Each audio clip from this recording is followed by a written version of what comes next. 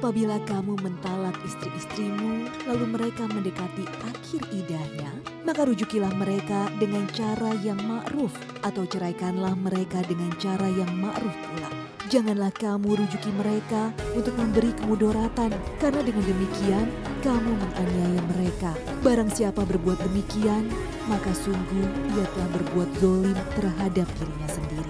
Janganlah kamu jadikan hukum-hukum Allah permainan, dan ingatlah nikmat Allah padamu dan apa yang telah diturunkan Allah kepadamu, yaitu Alkitab dan Al-Hikmah As-Sunnah. Allah memberi pengajaran kepadamu dengan apa yang diturunkannya itu, dan bertakwalah kepada Allah, serta ketahuilah bahwasanya Allah Maha mengetahui segala sesuatu. Quran Surat Al-Baqarah ayat 231.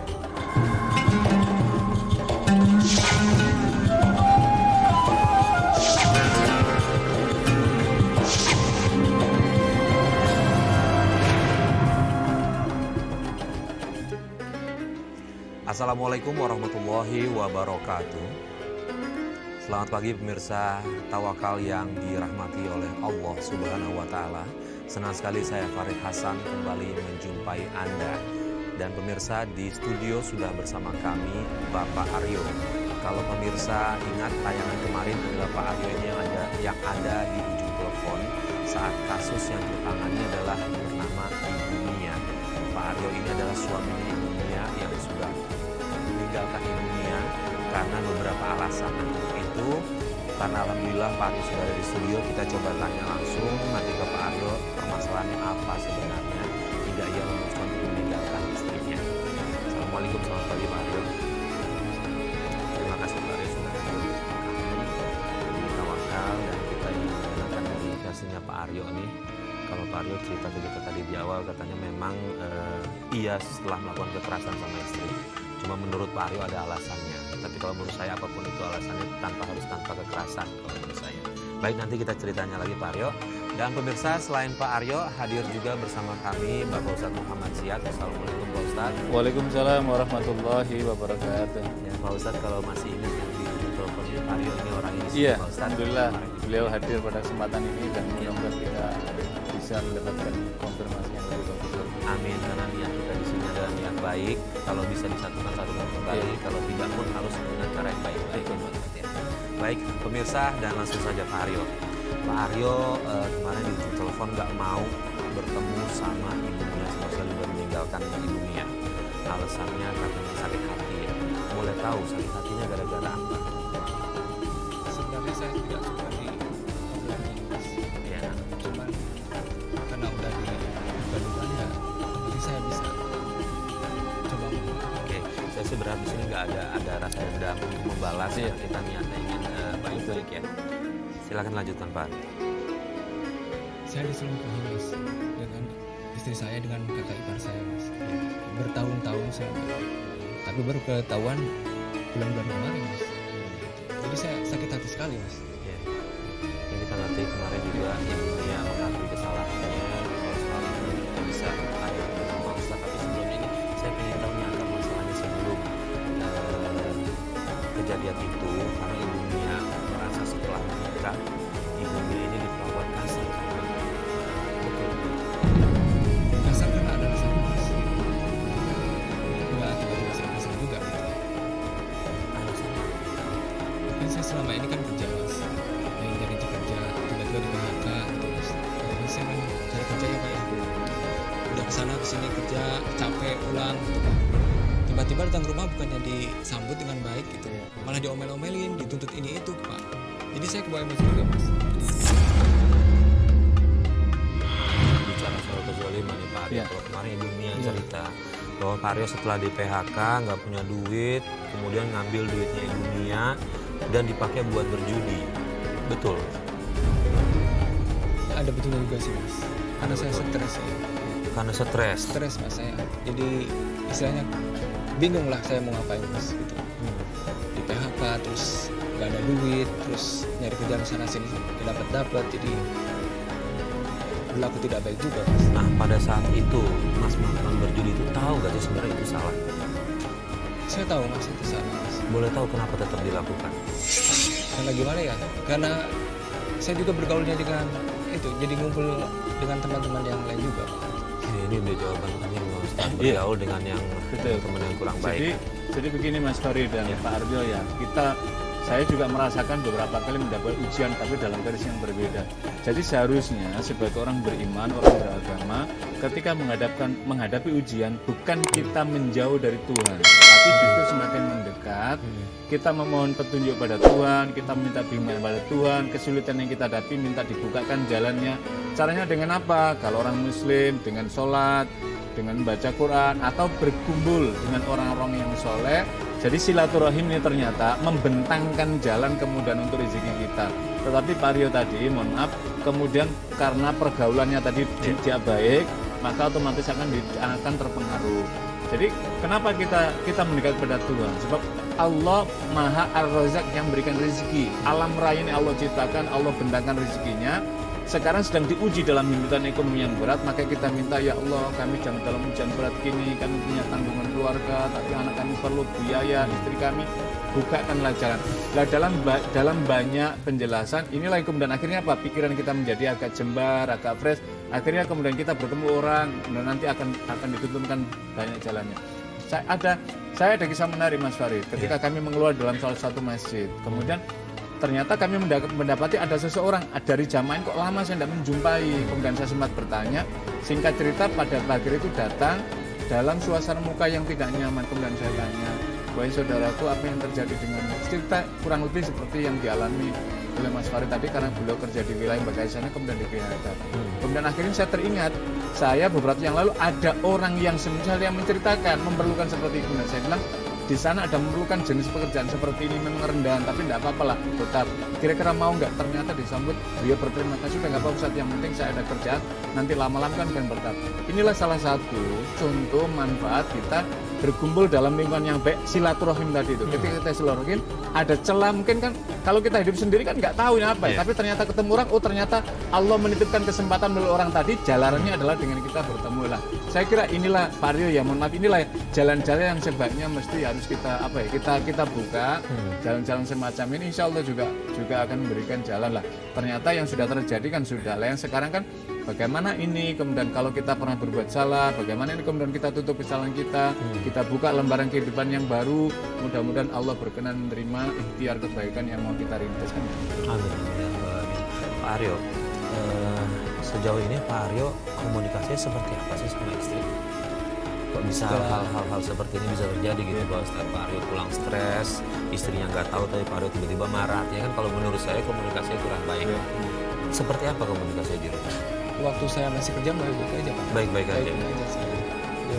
Saya penuhin kebutuhan dianya gitu Pak, baik-baik. Nah setelah saya di PHK, istri saya berubah. Terlalu banyak tuntutan, kan otomatis saya sebagai suami kan pusingnya Mas ya. Uang nggak ada, tapi tuntutan banyak. Jadi timbul-timbulnya nggak bisa nahan emosi Mas. Artinya gini, ada dua hal yang berbanding terbalik. Kemarin istri bilang Pak Aryo ini kurang sabar, sementara menurut Pak Aryo istrinya terlalu banyak nuntut. Ini artinya memang komunikasi di antara berdua ini nggak benar Pak Ustaz. Inilah saya kira Mas Farid, fondasi utama dalam keluarga yang tadi saya sebutkan, saling pemahaman, saling menerima keadaan masing-masing, saling memberikan support, memberikan dukungan.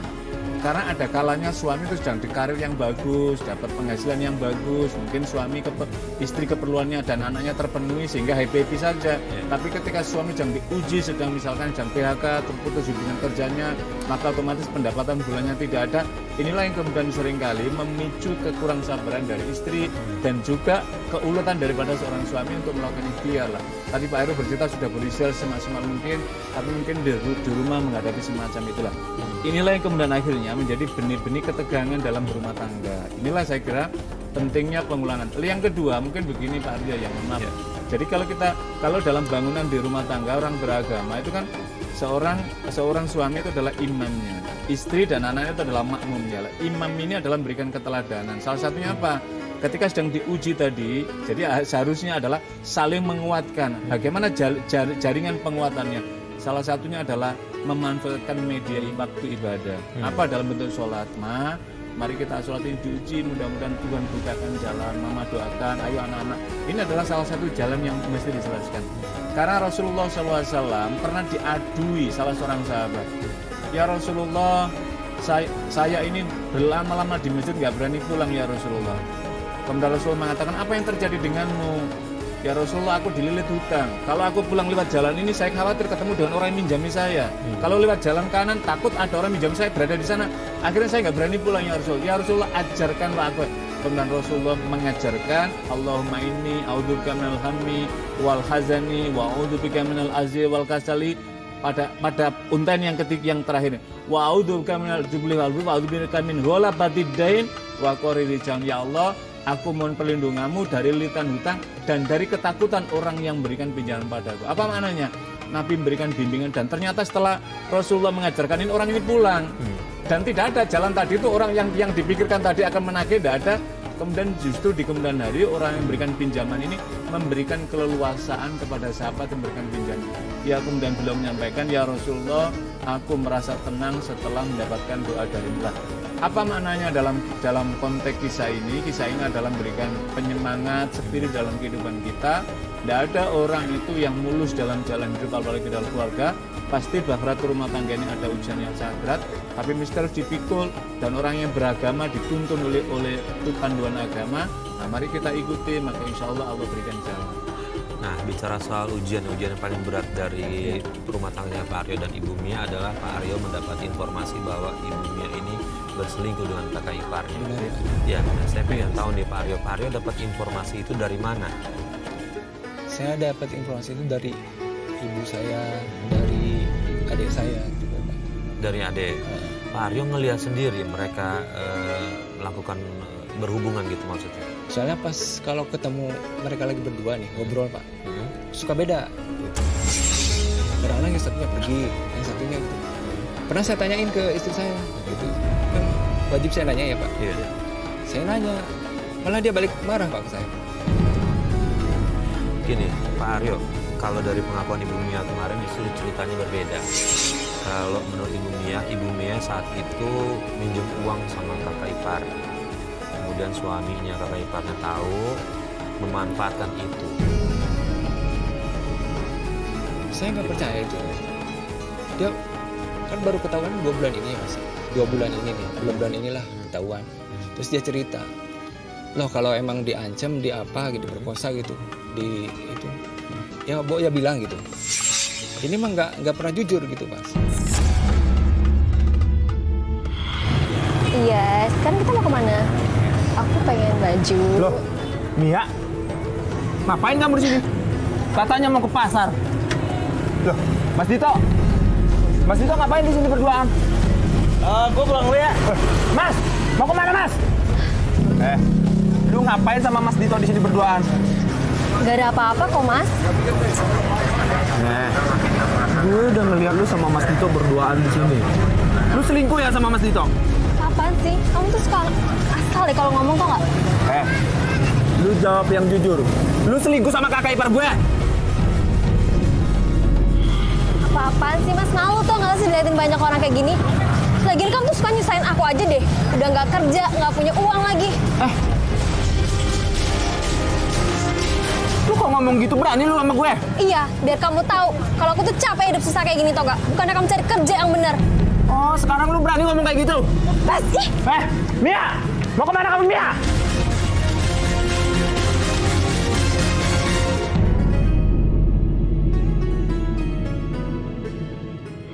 Nah itu karena dia takut, karena di bawah ancaman. Kemarin juga udah kita ingetin sama Ibu Mia ya Pak Ustadz. Karena menyaksikan juga seperti yang Pak Heru tadi dalam bimbingan agama, orang itu terpaksa itu hanya sekali. Tidak boleh 2 ke 3 kali berikutnya saya. Iya. Yang kedua, mestinya harus cerita kepada suami ketika dalam kata suami. Pertama, karena suami sebagai pelindung, dia pasti akan melakukan pembelaan ketika istri dalam Kan wajibnya gitu Pak. Iya. Yang ketiga, ternyata beliau mengatakan kami ada ketakutan karena kami akan memerlukan biaya hidup sementara kami dipinjam. Kami katakan juga Pak Aryo bahwa cara apapun yang Ibu sampaikan ini tidak baik dan tidak dibutuhkan menurut agama. Saya Itu bilang. berlangsung juga lama Pak. Iya, betul. Bertahun-tahun. Iya, kami juga keras sekali Pak. Kami Iya. memberikan Iya, bimbingan betul. bertuntunan agama. Kami ingin bimbing, makanya kan kemarin Saya kesel itu karena bertahun-tahun kita Pak. nasihat betul. Kita nasihatkan untuk untuk meminta maaf. Jadi jika jalan ini masih bisa diperbaiki, diperbaiki. Tapi kalau misalkan jalan tidak bisa diperbaiki secara baik-baik, itu yang kita nasihatkan kemarin juga seperti itu. Jadi memang begini Pak Aryo ya. Memang ketika rumah tangga kemudian diterpa isu dan apalagi menjadi faktual dan kemudian menyaksikan mendapat cerita mengenai selingkuh memang sangat berat. Karena itu sangat berat, karena itu saya sangat memahami Pak, sangat memahami, karena itu adalah menyangkut harga diri keluarga, nama keluarga lain-lainnya, dan karena itulah Al-Quran kan membimbing. Di dalam Al-Quran menjelaskan ketika ayat yang berkaitan wal musonat, jadi wanita-wanita baik yang menjaga, janganlah engkau tuduh melakukan, itu orang yang menuduh, tidak dibolehkan, karena tidak kalau tidak menghasilkan bukti, maksudnya ada menghadirkan saksi, maka kembali tuduhan perlu kepada kita hukum ada Islam. Nah, ternyata Pak Aryo tadi kan menjelaskan ini ada saksinya, ada apa yang bertanggung jawabkan, dan ternyata Bumi yang kemarin juga mengaku itu dan kemudian mengakui penyesalannya, ingin memperbaiki, kira-kira seperti itulah. Konteks itu ya kita jelaskan bagaimana tuntunan agama yang seharusnya yang harus dilakukan.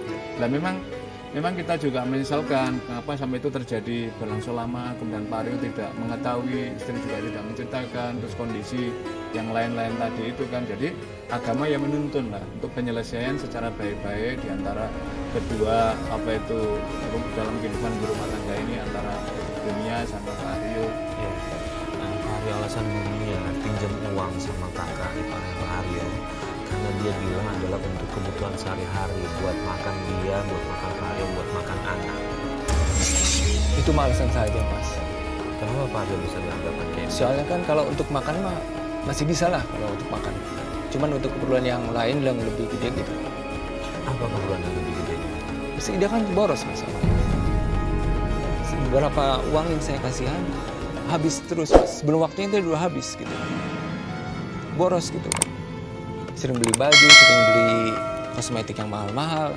Udah tahu kemampuan saya seperti itu Mas gitu. Nggak mungkin Mbak, Bu. Dia dapat uang dari mana buat belanja-belanja baju? Kamu itu Aryo, kalau Mbak bilang nggak pernah percaya. Mbak tiap hari ngelihat dia beli baju baru terus kok. Iya, Ibu juga lihat kok. Paling juga istri kamu tuh sekarang lagi belanja-belanja baju. Itu ngarang aja sama aja kayak Mbak. Ada ibu sama kakak. Lu dari mana lama banget? Aku dari pasar kok Mas. Kok lama?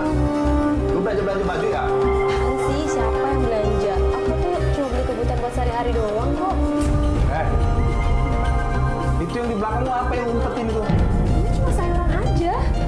Diperiksa aja deh, itu pasti baju baru lagi kan? Coba lihat sini. Apaan sih Mas? Diam aja ngapa? Lah ini apa? Ini apaan ini? Bohong aja lu. Asal istri. Lu udah tahu keuangan lagi susah, lu malah ngambur-ngamburin uang buat beli belanja. Apa sih? Ampun Mas. Siapaan sih lu kayak lu? Mas. Udah ya, tinggalin aja tuh. Mas. Mas.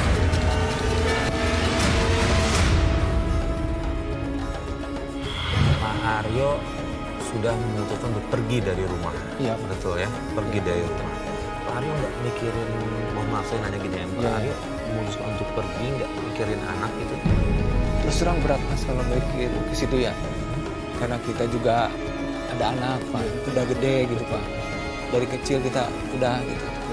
Tapi sakitnya itu bertahun-tahun dihianatin, terus dengan alasan seperti itu gitu. Kalau saya lagi maju mah terserah gitu ya. Ini saya lagi down, ditinggalin, malah selingkuh gitu dengan alasan seperti itu Pak. Kayaknya susah sekali saya untuk melanjutkan, untuk terima dia lagi. Jadi kalau lihat dia tuh bawaannya marah Pak. Makanya saya pergi itu supaya tidak terjadi lebih keras lagi Pak. Jadi saya keluar aja gitu. Cuma nenangin diri gitu Pak. Gitu. Jadi kepikiran anak gitu Pak. Jadi saya pengen lihat anak gitu Pak. Kangen lihat anak. Siapa orang tuanya nggak kangen anak ya Pak ya. Gitu. Cuma saya lihat istri kok kayaknya bertolak belakang gitu Pak. Oke, itu yang Pak Aryo rasakan ya. Iya. Nah, sebentar kalau dari baik lagi nih ke yang awal. Iya. Saya mau memastikan aja, benar Pak Aryo melakukan kekerasan sama istri dalam rumah tangga? Kalau itu saya pernah. Memukul, benar? Benar Pak. Mungkin nggak kalau dari itu pemicunya kenapa istri misalnya jadi banyak bertingkah sama Pak Aryo? Karena saya kan tadinya nggak kasar Pak. Cuman keadaan ekonomi kan lagi ini, terus istri juga nggak ngerti saya keadaannya gimana. Terus mungkin karena gaya hidup, makan-makan di mana gitu, dia sering kumpul-kumpul sama temennya gitu Pak, traktir dia senang. Otomatis kan saya kesel juga Pak. Jadi lama-lama saya nggak bisa nahan emosi gitu. Di bawah pengaruh miras, betul? Pernah waktu itu Pak. Ya, karena istri banget kita gitu buat mabuk-mabukan sama judi. Iya.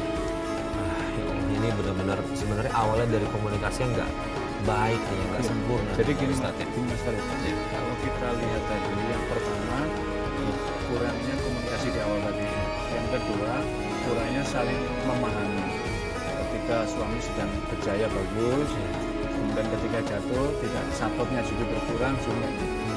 Yang kedua adalah ada faktor lain, yaitu Pak Aryo sempat lari dari jalan benar tadi, maksudnya bergumul dengan tadi pengaruh tadi kan Pak? Iya, bukan, maksudnya begini, pengaruh itu kemudian akhirnya kan memicu saling tadi itu masing-masing antar masing-masing tadi itu kan. Iya. Pertanyaan berikutnya adalah begini, pernah nggak misalkan, mohon maaf ini, Pak Aryo dari masing-masing sempat duduk bersama, kemudian saling memahami kesalahan masing-masing, kemudian saling merelakan, kemudian saling meminta maaf, kemudian saling ingin menata pada saat itu sebelum peristiwa-peristiwa yang saya maksud tadi itu? Pernah Pak. Pernah kita ajak ngobrol dulu bareng-bareng gitu Pak. Rumah tangga kan biasanya gitu ya Betul. Pak. Nggak boleh keluar dulu. Iya betul. Di dalam dulu kita Betul. ngobrol. Cuman lama-lama emosi gitu Pak. Jadi kok nggak sadar-sadar ini. Gitu. Saya merasa benar karena apa? Kok sifatnya seperti itu kata saya. Akhirnya saya terjadi KDRT itu Pak.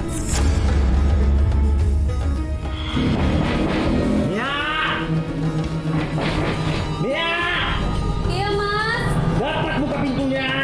Bentar Mas. Mia! Maaf, tunggu bentar. Mia! Sabar Mas. Lama banget sih buka pintu! Ya ampun, kamu tuh dari mana aja sih jam segini baru pulang? Pasti kamu habis mabok-mabokan lagi kan? Gue capek kerja, tahu nggak? Kerja apa? Mabok-mabokan kayak gini kok. Gue mau kerja, mau mabok, itu bukan urusan lo. Gue lagi stres! Ya ampun Mas, mending tuh kamu cari kerja, tau gak sih? Lu mau coba mau ceramain gue? Hah? Mas, Lu tuh ya, tahu itu kan uang terus! Pusing gue mikir lu. Mas! Mas!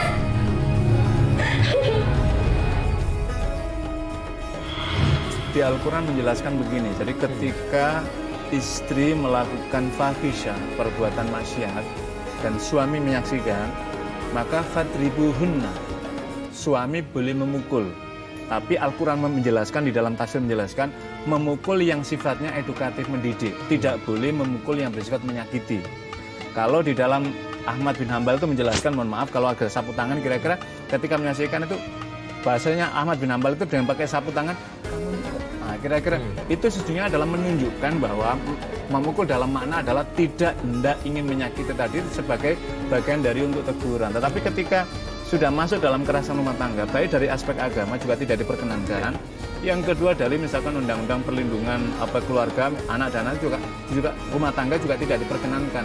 Nah mungkin saya bisa memahami, mungkin Pak Aryo sedang hilaf, mungkin emosi sedang akumulasi beban yang luar biasa, keadaan seperti itu akhirnya terlampiaskan, dan Pak Aryo tadi menyampaikan sudah pernah meminta maaf atas semacam itu kan, kira-kira begitulah. Jadi inilah saya kira kalau saling pemahaman tadi, kondisi harusnya sudah selesai Mas Farid, saling pemahaman. Lah mungkin yang menjadi persoalan berat yang dihadapi oleh Pak Aryo adalah ketika menyaksikan mungkin mendapatkan kabar tentang penyimpangan dari istri itu, dia mungkin berat untuk menurut Pak Aryo kan gitu. Soalnya kan yang kebawahnya kan ke keluarga saya juga Pak.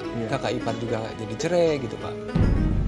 Jadi imbasnya cerai. kakak ipar juga Iya kan selingkuhnya sama kakak ipar saya. Iya. Jadi kan mereka cerai Pak. Akhirnya rumah tangga mereka juga. Iya. Soalnya kan kenapa? Karena melihat istri saya begitu. Jadi saya sama keluarga istri saya juga jauh ya akhirnya. Jadi sama-sama merasa gimana ya Pak ya? Jadi merasa tidak hina gitu Pak. Istilahnya gitu Pak. Mengajarkan nih kalau sampai kejadian seperti itu. Saya pikir Iya, kemarin kita nggak menangkap karena nggak cicil itu. Itulah saya kira Mas Aryo. Soalnya selingkuhnya bukan dengan orang luar, jadi dalam lingkungan keluarga. Inilah saya kira pentingnya tadi itu klarifikasi, saling untuk sehingga kan kita kan sebenarnya ingin menjembatani ya, kalau bisa masih bisa ditempuh jalan untuk bertemu sebisa mungkin untuk di sini. Kalau memang kalaupun tidak bisa untuk dipertemukan, minimal ada jalan untuk kebaikan. Kalaupun harus berpisah secara baik. Kalau masih bisa dipertemukan dengan cara yang baik kan begitu. Mas Farid kan ikhtiar kita kan begitu. Baik, nah bicara soal itu kan kemarin katanya Ibu Mia udah beberapa kali sering SMS, sering nelfon, nggak pernah diangkat, nggak pernah dibalas ya. Tapi terima kasih kemarin tim Tawakal nelfon, Pak Aryo mau angkat. Nah sejauh ini perasaan Pak Aryo sama istri seperti apa?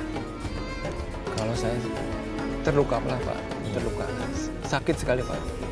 Yang selama ini saya urusin Pak, bimbing gitu Pak. Dikala saya jaya maju gitu ya.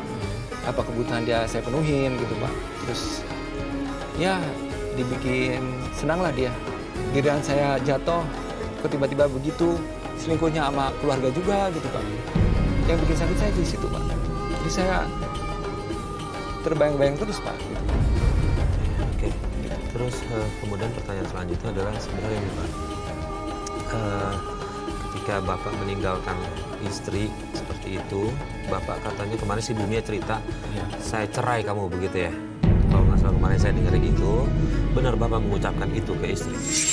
Ya saking keselnya Pak, jadi merasa harga diri diinjak-injak sebagai suami, keluarga tidak dihormatin gitu. Ya.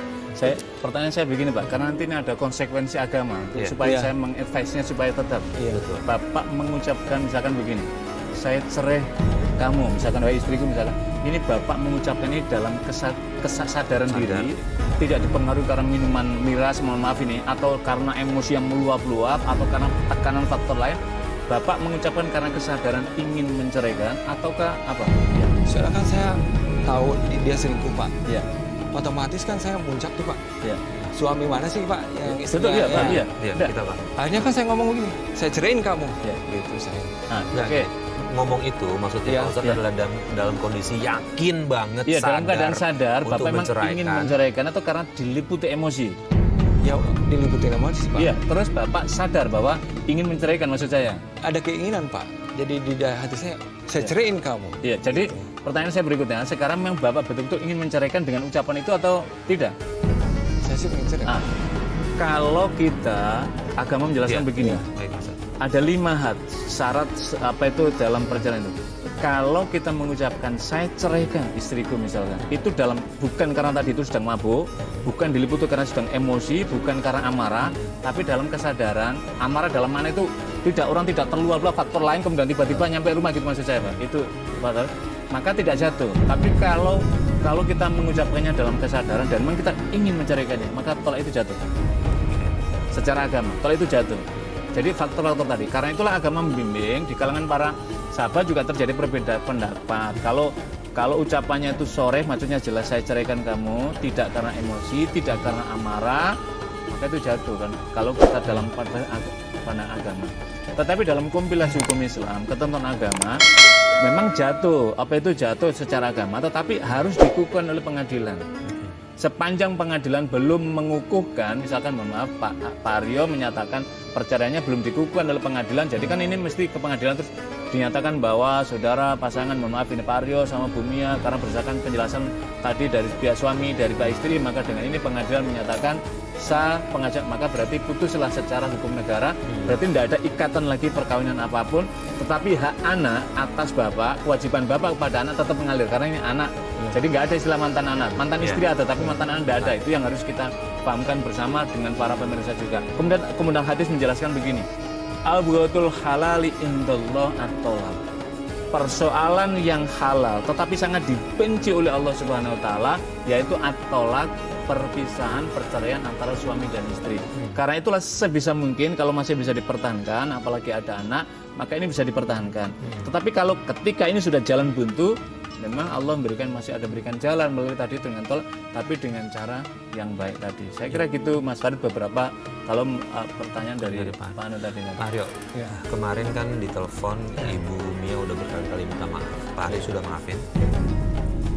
Berat sih Mas untuk maaf. Apalagi keluarga ya Mas ya. Keluarga besar saya udah tidak maafin. Iya. Oke, gini, niat baik kita adalah kalau perkara mau lanjut atau tidak itu nanti bisa Iya, diomongin hak lagi. masing-masing. Hak masing-masing. Cuma saya pengen sih ada permaafan lah, ada permintaan maaf dari situ. Nah karena kemarin Ibu Mia minta tolong sama saya untuk nelfon aja, sebenarnya mau minta maaf aja. Nah Pak Aryo kan udah tahu, kita udah ngabarin, kita juga akan bawa Ibu Mia ke sini. Pak Aryo mau, akan ada yang mau Pak Aryo sampaikan, tapi pesan saya satu sama Pak Ustadz, jaga emosi. Karena niatnya Ibu Mia kesini mau minta maaf, kalau menurut saya nggak ada salah juga kita mediasi Ibu Mia untuk minta maaf. Tapi setelah itu keputusan Pak Aryo ada di Pak Aryo nih, karena kan Pak Aryo sepenuhnya ada Pak Aryo. Gimana kalau saya undang Ibu Mia masuk, Pak Aryo siap? Berkenan apa tidak? Berkenan atau Kalau tidak? nggak berkenan ya berarti kita. Ya, kalau tidak berkenan nggak apa-apa, kita batalkan masuk. Kalau misalnya berkenan, kita minta Ibu Mia untuk bersama kita di sini. Yuk Ibu Mia. Mas Farid mungkin di. Iya, saya di sini ya. Bu, silakan duduk sini. Ibu Mia, sesuai permintaan Ibu Mia, kita udah hadirkan Pak Aryo di sini. Kalau menurut saya langsung aja Pak Ustadz ya, apa yang Ibu Mia ingin sampaikan, tapi saya mohon tolong jangan ungkit-ungkit soal masa lalu lagi. Dan ini lebih mikirin ke depannya, karena kalian berdua kan punya ada putri ya di sini ya. Lebih itu sih diutamakan kalau menurut saya. Silakan Bu Mia. Minta maaf Pak, memang salah Pak aku selama ini. Tapi memang yang kemarin itu, yang pada awalnya memang aku dipaksa Pak sama kakak. Maaf ya Mas, saya nggak bisa maafin. Soalnya apa coba? Bertahun-tahun begitu. Kenapa tidak ngomong? Kan ada suami yang bisa ngelindungi. Seharusnya kan ada apa-apa dari istri ngomong suami. Gitu. Nggak boleh didiamkan. Harga diri suami itu nggak ada. Gitu. Jadi Pak Aryo, hal itu udah disampaikan sama Pak Ustadz kemarin ke Ibu Mia.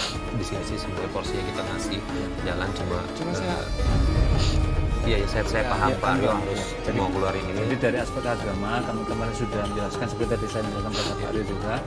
Jadi Bu Mia ingin menyampaikan misalkan minta maaf. Kalau misalkan kita mendorong misalkan pada aspek maafnya soal tadi misalkan statusnya tetap proses tadi clear itu kami sama sekali tidak masuk. Kami hanya aspek kalau ada orang minta maaf, jika kita ada keluasan sekalipun hati menerima maaf, Allah merahmati orang yang saling memaafkan tadi.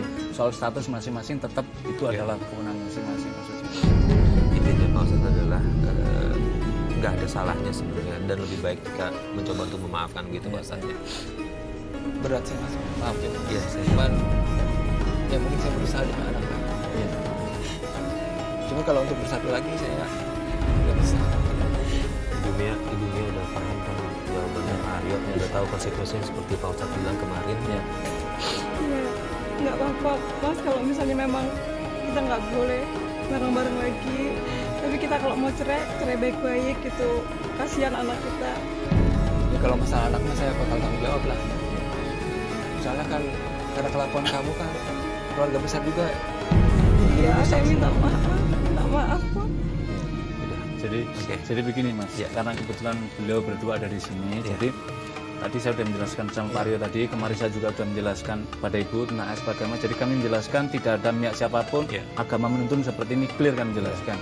Jadi yang pertama begini, kalau ada pasangan suami istri, ketika sudah pada titik tertentu tidak bisa didamaikan, maka kemudian ketika masing-masing ingin berpisah, maka Al-Quran menjelaskan wasarihunna sarahan jamilah. Jadi kalau ingin berpisah, berpisahlah secara baik. Tapi kalau ingin berkumpul, wa'ashiruhunna bil ma'ruf. Kalau ingin menyatu lagi, maka menyatulah dengan cara yang baik. Jadi tadi misalkan Pak Aryo, misalkan dengan karena tadi beberapa pertimbangan, tadi beliau juga menyatakan Jadi kita menasihatkan, kalaupun andai kata jalan sudah terpaksa buntu, tidak ada pilihan lain, berpisah, kami menasihatkan berpisahlah dengan cara yang baik, supaya apa? Allah tetap tidak memurkai dengan cara berpisah kita, meskipun perpisahan kita, perpisahan suami istri itu sangat dibenci oleh agama, tapi ketika kondisi terdesak seperti yang saya jelaskan argumentasi, maka berpisahlah secara baik. Yang kedua, ada tanggung jawab yang dijelaskan di dalam Al-Quran. Ketika keluarga ini punya anak, maka anak tadi tetap di dalam perwalian, tetap perwalian dalam Pak Rio. Ibu juga sama, tidak boleh menghalangi misalkan Pak Rio ingin bertemu dengan anak, begitu juga sebaliknya. Jadi jangan sampai ketegangan orang tua ini, anak ikut terbawa di dalam alam pikirannya, karena ini adalah dalam rangka memberikan pelindungan dan untuk masa depan mereka. Inilah saya kira agama memberikan tuntunan dan bimbingan kepada kita. Tentu kita mendoakan, mudah-mudahan Allah tetap memberikan hidayah. Suatu saat kita kan tidak tahu, mudah-mudahan Allah menceritakan. Baik, terima kasih Pak Ustadz. Sama-sama. Terima kasih juga Pak Aryo, walaupun berat untuk memaafkan, tapi sudah mau hadir di sini. Dunia juga saya berharap Ibu bisa terima konsekuensinya seperti apa, karena lumayan fatal nih apa yang Ibu lakukan. Tapi di sini saya senang sekali, alhamdulillah tidak ada amarah yang ada di sini. Dan memang itulah agama menuntunkan. Itu yang kita harapkan. Kalau untuk keputusan masing-masing silahkan dipikirkan lagi. Ada banyak cara, bisa sholat istiqoroh, bisa lebih memperdalam agama lagi untuk meyakinkan keimanan kita, apakah apa yang akan kita lakukan ini benar atau tidak. Terima kasih Ibu Mia, terima kasih Pak Aryo, Pak Ustadz, terima kasih. Sama-sama Mas Aryo. Dan pemirsa, mudah-mudahan dalam perbincangan ini ada banyak manfaat yang bisa kita ambil. Inti dari membina rumah tangga sebenarnya adalah komunikasi yang efektif, yang tepat, yang tidak diumpet satu sama lain, komunikasi yang berjalan dengan baik.